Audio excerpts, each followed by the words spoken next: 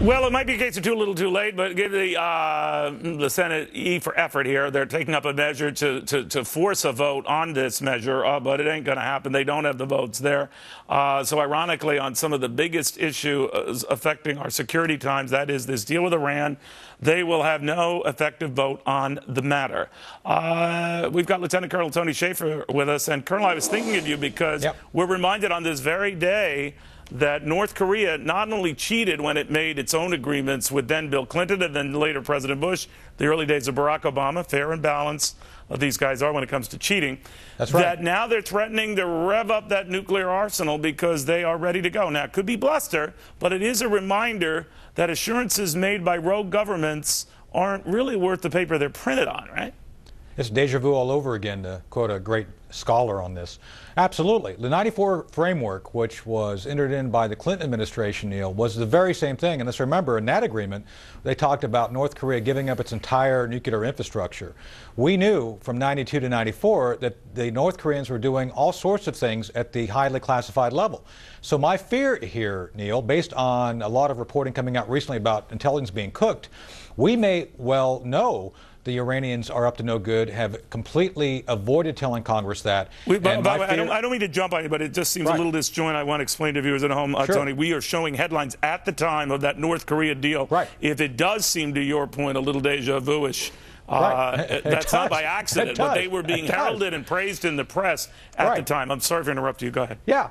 So, you're absolutely correct. I'm glad you did that, because what I'm saying is that it's all very eerily similar. And by the way, the same basic negotiators who negotiated the 94 deal are the ones who negotiated this deal. I mean, the same people. So to me, it's the definition of insanity, doing the same thing over again and expecting a different result, or maybe not. Now, in this case, Neil, you're talking about $100 billion being thrown into the Iranian coffers immediately. And I'm telling you, we'll soon find out the reason the North Koreans are ramping up is because they're going to be ramping up to help the Iranians skirt around the agreement. This plutonium thing they're about to do, I swear to goodness, Neil, I can't prove it, but just based on what happened last time, the North Koreans are going to help the Iranians get around the deal so they can move forward with the nuclear program because they already have a joint effort. It's just a continuation of the same thing. I could flip it around with you, my friend, because I'm the numbers nerd here, and all about money is, callous and plastic and shallow. My career is built on it. And I think that they could see the money that is being unfrozen for the likes of Iran and saying, hey, we should do the same thing. Threaten we're going to go nuclear, and all of a sudden money comes our way. Yeah, the world caught us before, but we can trick them again. What do you think? Absolutely. Oh, it's all about, this is the issue with North Korea. The one thing they completely lack, Neil, is hard currency. They have none. They are the biggest black market mafia organization on the planet because they do anything they can to make money for the great leader.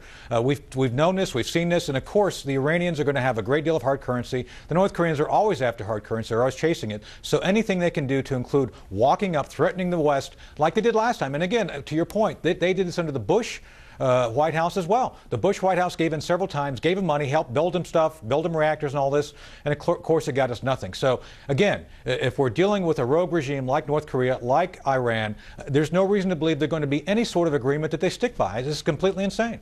Amazing, amazing, amazing. But Tony, I'll give you credit. You warned us. Tony Shaffer, Lieutenant Colonel, he's done so much for this country. We appreciate that. Well, thank you, you, Colonel.